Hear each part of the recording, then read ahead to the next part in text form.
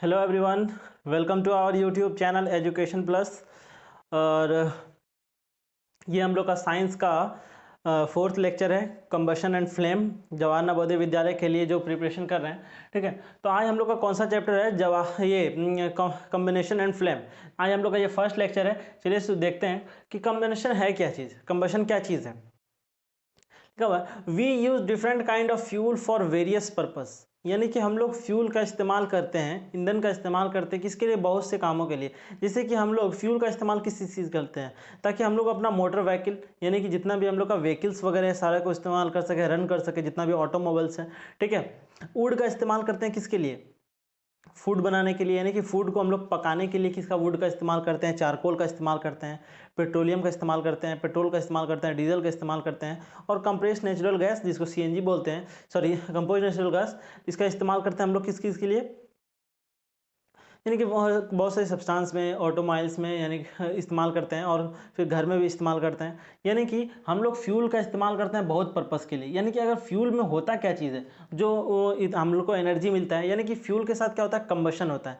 यानी कि फ्यूल के साथ क्या होता है? फ्यूल के साथ होता है कंबशन। फ्यूल के साथ होता है कंबशन, मतलब कि इसके साथ एक रिएक्शन होता है।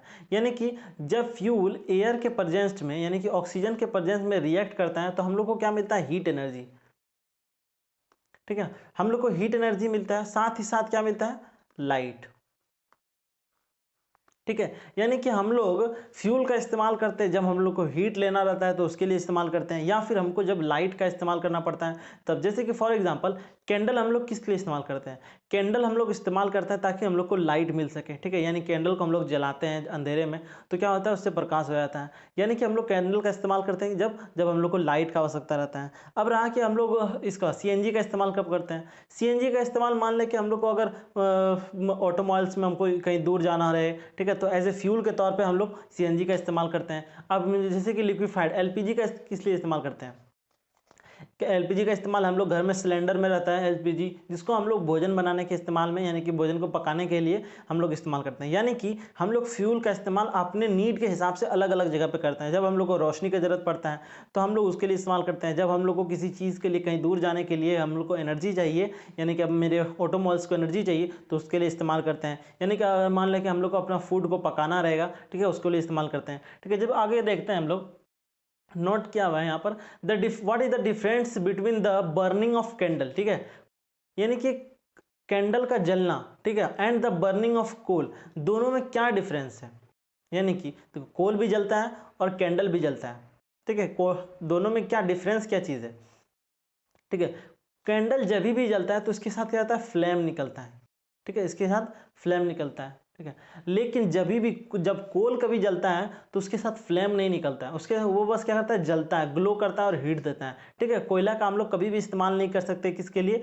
एज ए लाइट पर्पस, ठीक है। हम लोग कोयला का इस्तेमाल नहीं कर सकते। कोयला का हम लोग किस लिए इस्तेमाल करते हैं? हीट के लिए, फ्यूल है हीट के लिए। और कैंडल का इस्तेमाल हम लोग किस लिए करते हैं? For the purpose of light, हम लोग को लाइट मिले, उससे रोशनी मिले, ठीक है। Candle burns with flame where coal does not, यानी कि कोल कभी भी फ्लेम के साथ नहीं जलता है, ठीक है, लौ के साथ। अब लिखा हुआ व्हाट इज कंबशन, ठीक है। मेन टॉपिक पे आते हैं कि कंबशन आखिर है क्या चीज। लिखा हुआ कंबशन, क्या लिखा हुआ है? The chemical process in which substance react with oxygen, यानी कि वैसा प्रोसेस जिसमें क्या करता है? कोई भी सब्सटेंस ऑक्सीजन के साथ रिएक्ट करके हीट दे और लाइट दे, इसी को हम लोग क्या बोलते हैं? कंबशन रिएक्शन, जो हम लोग पढ़े भी थे फर्स्ट चैप्टर में, रिएक्शन वाले में। Combustion reaction, double displacement reaction, जिसमें पढ़े थे हम लोग, ठीक है, वही रिएक्शन है कंबशन रिएक्शन। लिखा हुआ है the substance that undergo combustion reaction it is says to be combustible, यानी कि जो सब्सटेंस ऑक्सीजन के साथ रिएक्ट करके, यानी कि जो इस प्रोसेस में भाग लेता हो, ठीक है, उसको हम लोग क्या बोलते हैं? कंबस्टेबल सब्सटेंस, इसी को हम लोग बोलते हैं फ्यूल, ठीक है। यानी कि जो सब्सटेंस कंबस्टेबल रहता है उसी को हम लोग क्या बोलते हैं? फ्यूल। अब जैसे कि वाटर है, वाटर क्या करेगा? ऑक्सीजन के साथ रिएक्ट करके कुछ बना लेगा क्या? यानी कि हीट दे देगा, लाइट दे देगा, ऐसा कुछ करेगा नहीं, इसीलिए ये कंबस्टेबल सब्सटेंस नहीं है। कंबस्टेबल सब्सटेंस नहीं है तो ये फ्यूल भी नहीं है। मान लेते हैं जैसे वुड है, वुड क्या करता है? जब भी एयर के प्रेजेंस में आता है, जब इसको फायर मिलता है, यानी कि थोड़ा सा आग मिलता है, इसको O2 के प्रेजेंस में जलना शुरू हो जाता है। जब जलता है इसके साथ हीट मिलता है, ठीक है, लाइट भी मिलता है, यानी कि हम लोग ये क्या ऑक्सीजन से रिएक्ट करता है, यानी कि ये क्या है कंबस्टेबल सब्सटेंस है, इसीलिए इसको क्या बोलते हैं फ्यूल बोलते हैं, यानी कि वुड भी फ्यूल है। अब आगे देखते हैं एक एक्टिविटी कि आखिर कैसे जानेंगे कि हम लोग कि उसको एयर का ज़रूरत है कि नहीं है, यानी कि किसी भी चीज़ को जलने के लिए एयर का ज़रूरत है कि नहीं है, कैसे जानेंगे। चीज़ यहाँ पर क्या एक एक्टिविटी है, जब 3 जार रखा हुआ है, ठीक है। फर्स्ट जार में क्या है, एक जार को ये ग्लास को उल्टा करके कैंडल के ऊपर रखे हैं, लेकिन नीचे में थोड़ा सा स्पेस बनाया है ताकि क्या कर सके एयर यहाँ से इंटर कर सके, एयर क्या कर सके इंटर कर सके। लेकिन कलर चेंज करते हैं, ठीक है। लेकिन दूसरे में क्या किया हम लोग इसको कंप्लीटली फिल कर दिए, ठीक है, कंप्लीटली फिल कर दिए हैं और यहाँ पर से एयर जाने का रास्ता क्या करते हैं बंद कर दिए हैं।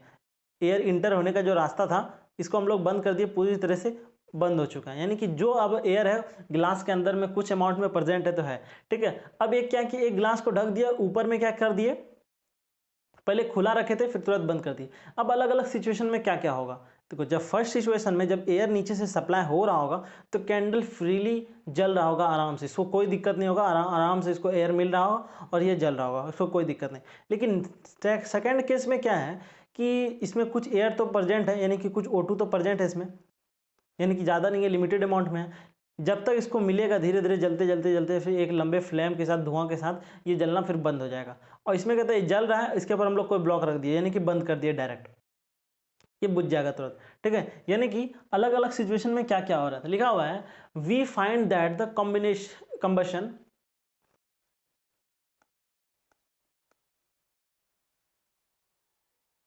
पेन ले लेते हैं, ठीक है। लिखा हुआ है we find that the combustion in air is necessary, combustion के लिए हम लोग को क्या चाहिए एयर चाहिए, एयर बोले तो O2 ऑक्सीजन जरूरी है। लिखा हुआ है the candle burn freely in case 1, यानी कि फर्स्ट केस में क्या हो रहा था कैंडल आराम से जल रहा था, इसको कोई प्रॉब्लम नहीं हो रहा था, आराम से जल रहा था, क्यों, क्योंकि उसको नीचे से एयर सप्लाई मिल रहा था इसीलिए उसको कोई दिक्कत नहीं हुआ। सेकेंड केस में क्या हुआ when the air inter in A chimney for blow, यानी कि एयर उसको कहाँ से नीचे से मिल रहा था। लिखा हुआ in case B when air does not enter the chimney from blow the flame is flickering and the produce smoke, यानी कि जब हम लोग नीचे से उसका एयर सप्लाई कट कर दिए तो क्या किया फ्लेम क्या हुआ फ्लिकरिंग शुरू कर दिया, यानी कि थरथराना शुरू कर दिया और धीरे धीरे क्या वो बंद होकर स्मोक, थोड़ा सा स्मोक आया उसमें, यानी कि उसको एयर सप्लाई कम बना, यानी कि वो जलना बंद कर दिया, यानी कि धीरे धीरे जलते जलते वो स्मोक के फॉर्म में, यानी कि लास्ट एंड स्मोक के साथ वो जलना बंद हो गया, ठीक है। लिखा हुआ थर्ड केस में the flame finally goes off because air is not available, क्या किया हम लोग थर्ड पार्ट में एक ग्लास रखे थे उसके अंदर एयर था, एयर निकाल के ढक दिए तो यानी क्या वो तुरंत ही वो जलना बंद हो गया, क्योंकि उसको एयर मिला ही नहीं, यानी ऑक्सीजन मिला नहीं, वो डायरेक्ट जलना बंद हो गया। यानी कि फर्स्ट केस में उसको एयर मिला था तो आराम से जला, सेकंड केस में उसको एयर लिमिटेड क्वांटिटी में था तो एयर का रिएक्शन करते करते करते करते जब इसको एयर कम मिलने लगा तो इसको फ्लिकरिंग शुरू हो गया, फ्लिकरिंग करते करते फिर एक समय ऐसा आया ये जलना ही बंद कर दिया। और ये इसमें क्या था एयर इसमें था ही नहीं, यानी कि एयर उसमें बाहर था, जैसे उसको हम लोग ढके एयर खत्म हो गया, यानी कि तुरंत बंद हो गया, इंस्टेंट बंद हो गया वो, ठीक है। समझ गए इसमें कि इसी एक्टिविटी से हम लोग को पता चलेगा कि एयर क्या है नेसेसरी है किसके लिए फॉर द कंबशन रिएक्शन। अब हम लोग नेक्स्ट पढ़ते हैं कि कंबस्टेबल क्या चीज़ है, ठीक है, combustible and non combustible substance, ठीक है। यानी कि वैसा सब्सटेंस, यानी कि कंबस्टेबल मतलब कि जो सब्सटेंस एयर से रिएक्ट कर ले उसको कंबस्टेबल सब्सटेंस, जो एयर से नहीं रिएक्ट करे, ठीक है, तो उसको क्या बोलते हैं नॉन कंबस्टेबल सब्सटेंस। वही देखते हैं the substance which easily catch fire, जो क्या करे आराम से आग को क्या कर ले पकड़ ले, ठीक है, आराम को आग को पकड़ ले, ठीक है, they are combustible substance, for example paper coal, ठीक है, वुड, ठीक है, वैसे सब्सटेंस में जिसमें आग क्या ले पकड़ ले तो उसको क्या बोलते हैं कंबस्टेबल सब्सटेंस, ठीक है। अब लिखा हुआ सेकंड में the substance which does not catch fire rapidly, जो क्या करे तुरंत से आग कैच नहीं करे उसको क्या बोलते हैं नॉन कंबस्टेबल सब्सटेंस, ठीक है। जैसे कि सैंड, ठीक है, हम सैंड में कितना भी आग लगाएंगे उसमें आग नहीं लगेगा, ठीक है, ठीक है, बहुत ही मतलब कि बहुत ही पापड़ बेलना पड़ेगा उसको आग लगाने के लिए, वाटर में भी आग नहीं लगेगा, ग्लास में भी आग नहीं लगेगा, ग्लास पिघल जाएगा, ठीक है। यानी कि ये सब क्या कंबस्टेबल सब्सटेंस नहीं है। समझ गए कि कंबस्टेबल सब्सटेंस है क्या चीज़, यानी कि वैसा सब्सटेंस जिसको एयर के प्रेजेंस में आने के बाद उसमें हम लोग आग लगाएं तो आग को क्या करें वो पकड़ ले, यानी कि वो जलना शुरू कर दिया तो उसको बोलते हैं हम लोग कंबस्टेबल सब्सटेंस। अब बस मान लें कि अगर कोई दूसरा सब्सटेंस है जिसमें क्या आग नहीं पकड़ रहा हो, ठीक है, कोई दूसरा सब्सटेंस है जिसमें आग नहीं पकड़ रहा हो एयर के प्रेजेंस में, ठीक है, तो मान लीजिए वो क्या चीज़ है, नॉन कंबस्टेबल सब्सटेंस है। अब नेक्स्ट देखते हैं history of would and candle flame, ठीक है, तो कैंडल फ्लेम ये चैप्टर ही था कंबशन और फ्लेम के बारे में, तो फ्लेम का तो एक प्रॉपर टॉपिक होना ही था, ठीक है। लिखा हुआ history of would and candle flame, लिखा हुआ एनी सब्सटेंस, ठीक है, एनी सब्सटेंस कोई भी substance upon combination produce unusable amount of energy, ठीक है, यानी कि एन कोई भी सब्सटेंस हो, ठीक है, अपॉन कंबशन या भी उसके साथ कंबशन होता है तो प्रोड्यूस यानी कि अनयूजेबल अमाउंट ऑफ एनर्जी, ठीक है, नॉन एज फ्यूल, यानी कि यहाँ पर लिखा हुआ यूजेबल अमाउंट ऑफ फ्यूल, ठीक है, यूजेबल अमाउंट ऑफ फ्यूल, यानी कि जो उससे हम लोग को एनर्जी मिलता है उसको हम लोग इस्तेमाल करते हैं, यानी कि जो सब्सटेंस कंबशन करता है उसके बाद से एनर्जी मिलता है उसी को हम लोग क्या बोलते हैं, फ्यूल। यहाँ पर ई छूट गया है, यूजेबल होगा, ठीक है, यूजेबल सब्सटेंस, अनेबल लिखा हो, usable substance for example fossils fuel हो गया, बायोगैस हो गया, न्यूक्लियर एनर्जी हो गया, ये सब सारा क्या है, ये एक क्या फ्यूल है जिससे हम लोग को एनर्जी मिले, ठीक है, जिससे हम लोग को एनर्जी मिले ताकि उससे हम लोग काम करवा सकें, लाइट मिले, हीट मिले, ठीक है, यानी कि वो क्या चीज़ है, वो क्या फ्यूल है, यानी कि जो सब्सटेंस कंबशन करने के बाद हीट एनर्जी दे दे, ठीक है, तो वो क्या है, फ्यूल है, ठीक है। फ्यूल क्या चाहिए, fuel can be solid liquid gas, fuel कुछ भी हो सकता है, सॉलिड हो सकता है, लिक्विड हो सकता है, गैस हो सकता है, यानी कि सॉलिड का देखें तो एग्जाम्पल, सॉलिड का एग्जाम्पल कोल हो जाएगा, लिक्विड का देखोगे तो पेट्रोल हो जाएगा, ठीक है, गैस का देखोगे तो एलपीजी हो जाएगा, यानी कि ये सब किसका, यानी कि फ्यूल किसी के फॉर्म में भी हो सकता है, लिक्विड भी हो सकता है, सॉलिड भी हो सकता है, गैस भी हो सकता है, कुछ भी हो सकता है, डिपेंडिंग ऑफ द स्टेट, यानी कि जो भी उसका स्टेट है, लिखा हुआ है on the basis of their occurrence it can be either natural और आर्टिफिशियल, ठीक है, जैसा उसका सोर्स रहेगा, ठीक है, जहाँ से वो निकला रहेगा, यानी कि जहाँ से वो ऑब्टेन हुआ रहेगा उसके सोर्स के हिसाब से क्या पता चलेगा कि वो नेचुरली है कि आर्टिफिशियली है। फॉर एग्जाम्पल जैसे कि नेचुरल गैस जितना भी है, ठीक है, बायोगैस हो गया, ठीक है, कोल हो गया, ये सब क्या चीज़ है, सब नेचुरल गैस है, लेकिन अब रहा कि प्रोपेन क्या है, ठीक है, प्रोपेन ये क्या एक आर्टिफिशियल ये है, क्या बोलते हैं इसको, फ्यूल है, आर्टिफिशियल फ्यूल है, ठीक है, यानी कि कुछ आर्टिफिशियल फ्यूल भी है, नेचुरल फ्यूल भी है, ठीक है। अब नेक्स्ट है फ्यूल, अब प्रॉपर फ्यूल का डेफिनेशन, यानी कि any substance on combustion produce usable amount of energy is known as fuel, वही बात जो हम लोग पीछे पढ़े थे, for example fossil fuels, biogas energy, ठीक है, एक ही चीज़ बार बार लिखा गया एक ही हेडिंग में, ठीक है। अब है इग्निशन टेम्परेचर किसको बोलते हैं, ठीक है, इग्निशन टेम्परेचर क्या है, लिखा हुआ है यानी कि वैसा टेम्परेचर, ठीक है, वैसा लोएस्ट से लोएस्ट टेम्परेचर जहां पर हम लोग उतना टेम्परेचर डालें वो आग लग जाए, लिखा हुआ है the lowest temperature at which combustible substances catch fire when heat in air is called ignition temperature, यानी कि कोई सब्सटेंस मान ले रखा हुआ है, ठीक है, वैसा मिनिमम टेम्परेचर जो टेम्परेचर इसको मिले, टेम्परेचर किसके थ्रू मिलेगा, कोई हम आग लाए यहाँ पर, आग के थ्रू मान ले 2 डिग्री सेल्सियस पे ही आग लग गया, ठीक है, यानी कि वही क्या उसका इग्निशन टेम्परेचर, यानी कि वैसा मिनिमम अमाउंट ऑफ टेम्परेचर जिसके वजह से वो क्या करे, सब्सटेंस आग पकड़ ले, उसको क्या बोलते हैं, इग्निशन टेम्परेचर। नेक्स्ट है इनफ्लामेबल सब्सटेंस, ठीक है, यानी कि इनफ्लामेबल सब्सटेंस क्या रहता है कि the substance which have a very low ignition temperature, यानी कि वैसा सब्सटेंस जिसका इग्निशन टेम्परेचर क्या रहे, बहुत लो रहे, जैसे कि मान लें कि एक पाइप है ये, इस पाइप से क्या रहा है, एलपीजी लीक कर रहा है, ठीक है, एलपीजी लीक कर रहा है, यहाँ पर हम थोड़ा सा बस स्पार्क मारेंगे, थोड़ा सा बस स्पार्क होगा और यहाँ पर क्या करेगा, तुरंत आग पकड़ लेगा, यानी कि इसका इग्निशन टेम्परेचर बहुत कम है, यानी कि इसका टेम्परेचर बहुत कम है, यानी कि इसको आग पकड़ने, देखो जैसे ही कभी भी सिलेंडर में गैस लीक हो जाता है जिसकी वजह से हादसा हो जाता है, ठीक है, थोड़ा सा भी स्पार्किंग वगैरह हुआ तो आग लग जाता है, क्यों, क्योंकि उसका इग्निशन टेम्परेचर बहुत लो रहता है, थोड़ा सा भी टेम्परेचर मिला उसको और वो अपने तुरंत आग पकड़ लेता है, जैसे लिखा the substance which have very low temperatures it is called it can easily catch fire with a flame is known as inflammable substance, for example diesel, LPG and acetone, ये सब सब्सटेंस क्या है, इन्फ्लामेबल सब्सटेंस है जो तुरंत catch fire कर ले, क्यों कैच फायर कर ले, यानी कि आग को क्यों पकड़ लेता है तुरंत, क्योंकि उसका इग्निशन टेम्परेचर बहुत लो रहता है, ठीक है। अब नेक्स्ट है फायर, अब फायर क्या चीज़ है, फायर से तो सब लोग जानते होंगे, फायर क्या है, fire is a result of chemical combination reaction between the oxygen and some sort of fuel, यानी कि फायर क्या एक रिजल्ट है, यानी कि फ्यूल है जब इसको ऑक्सीजन के प्रेजेंट में जैसे ही रिएक्ट करते हैं तो यहाँ पर क्या मिलता है, फायर। यानी कि ये क्या चीज़ है, एक रिजल्ट है। किसका रिजल्ट है, कॉम्बिनेशन रिएक्शन, किसका, ऑक्सीजन और फ्यूल का रिएक्शन होने के बाद हम लोग को क्या मिलता है, ये फायर मिलता है। How long fire lasts depend upon how much fuel and oxygen are available.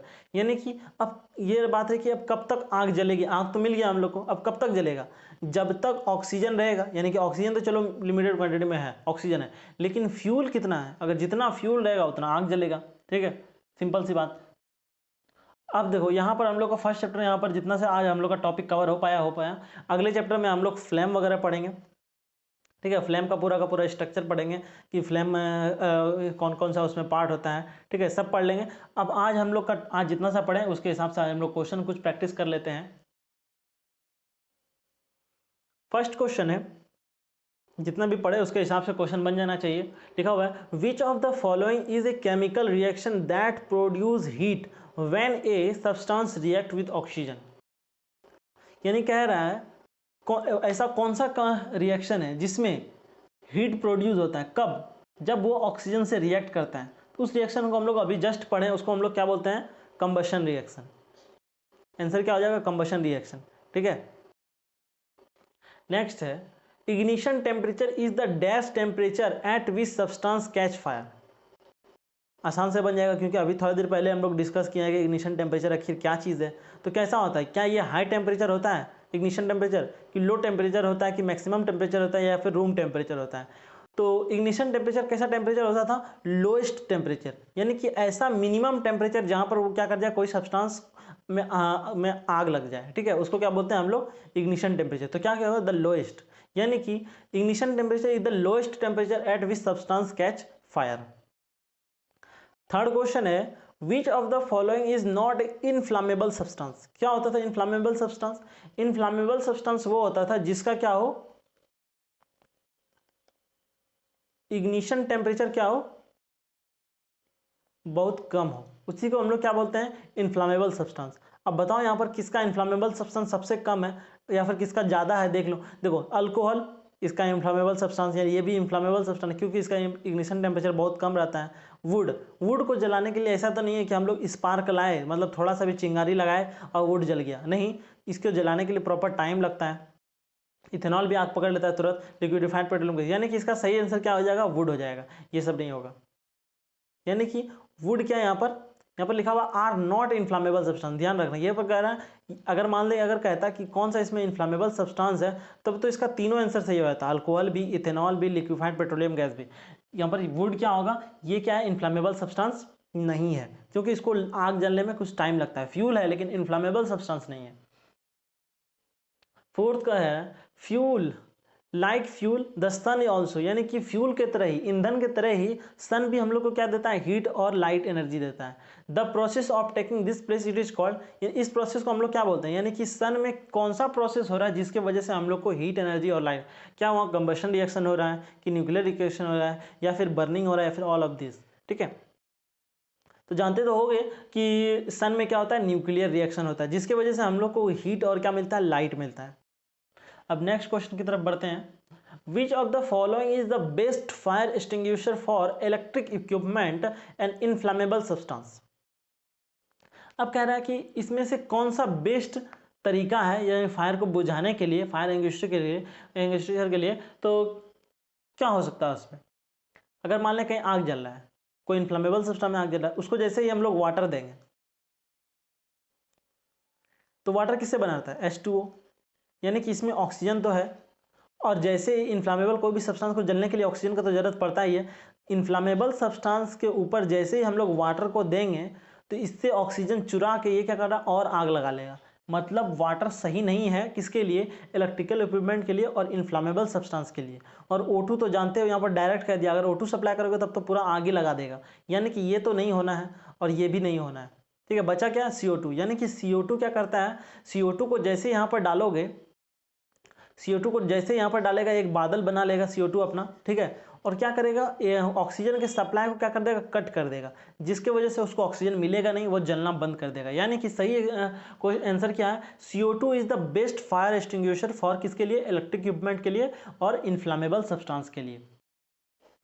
अब 6 क्वेश्चन है, which substance give the heat and light after combustion, यानी कि कह रहा है कौन सा ऐसा सब्सटेंस है जो क्या करता हो, कंबशन रिएक्शन करने के बाद हीट और लाइट एनर्जी देता हो। तो हम शुरू से बोल रहे हैं कि जब फ्यूल रिएक्ट करता है ऑक्सीजन के साथ O2 के प्रेजेंस में, तो क्या देता है वो, हीट एनर्जी देता है, और साथ में क्या देता है,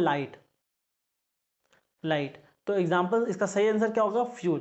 फ्लेम तो होगा नहीं, कंबशन नहीं, नो, यानी कि इसका सही एग्जांपल आंसर क्या है, फ्यूल। अब है कोल बर्न्स विथ, यानी कि कोल जलता है कैसे, क्या कोल के पास फ्लेम रहता है, या फिर कोल सिर्फ जलता है, या फिर उसके पास फ्लेम और जलता दोनों है।